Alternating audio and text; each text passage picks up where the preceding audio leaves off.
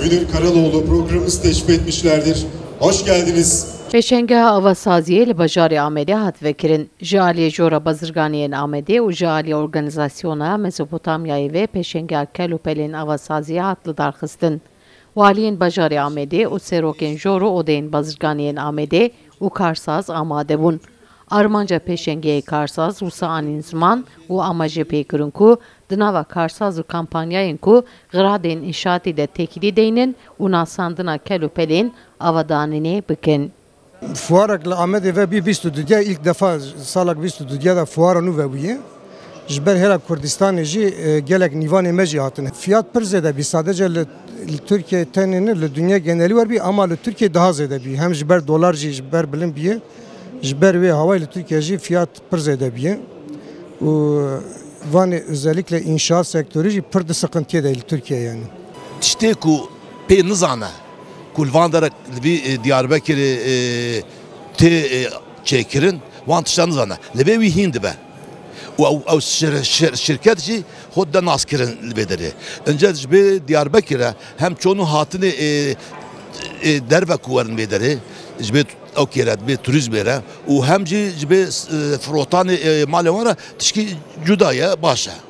Karsazê me ku ji başûr hatine in ser serê me re ser çavê me re hatine İnşallah biratî û birînkî mezin em ê bi hev re kar bikin karsazê xwe li vir bimeşin. Mêvanên peşengê Karsazên ne tenê ên Tirkiye bûn. Ji dervî Tirkiyeyê jî ji bajarên Herêma Kurdistanê û ji aliyê Musilê jî şandeyekî Karsaz hebûn. Wan jî anîn ziman ku gihîştin û peydakirina giradên avadanînê wê bi vê peşengeyê hêsantir bibe û Karsazên Herêmê jî jê îstîfade bikin. پێشەنگاکە نەوعیە و کەلوپەلێوێ سەردەمیانەنە و ئەم محاولەتگەین و بەڵێندەرێتمە و کۆمپانیایەتمە ئەف کەلوپەلانە کەلوێ پێشەنگای هاتیە نیشانداروانە بکاربینن بۆ ئەوەی پەیوەندیە بازرگانی دگەل ناوچە دیاربەکرێ زێدەتر ببیت. ئەم پێشەنگایە دەبێتە کار ئاسانیەکی زۆر بۆ خاوەنکاری وڵاتی ئێمە کە بێن لێرەدا بتوانن جوین ڤێنچەر بکەن لە بینی هەردوو شاری هەولێر و شاری دیاربەکر و ئیسفادەیەکی زۆر لە مەوادی تورکی بکەن و دەتوانن مەوادەکان لێرە مەوادی باش هەڵبژێنن لە بۆرەوەی هەموو جۆرە مەوادێک بەردەستە و عەرز کراوە.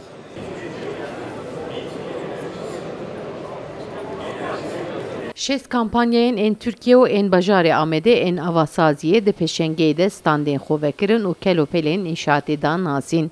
Her cure û pêdiviyên avakirinê di peşengeyê de hebûn. Peşenge wê çar roja li bajarê Amedê bidome.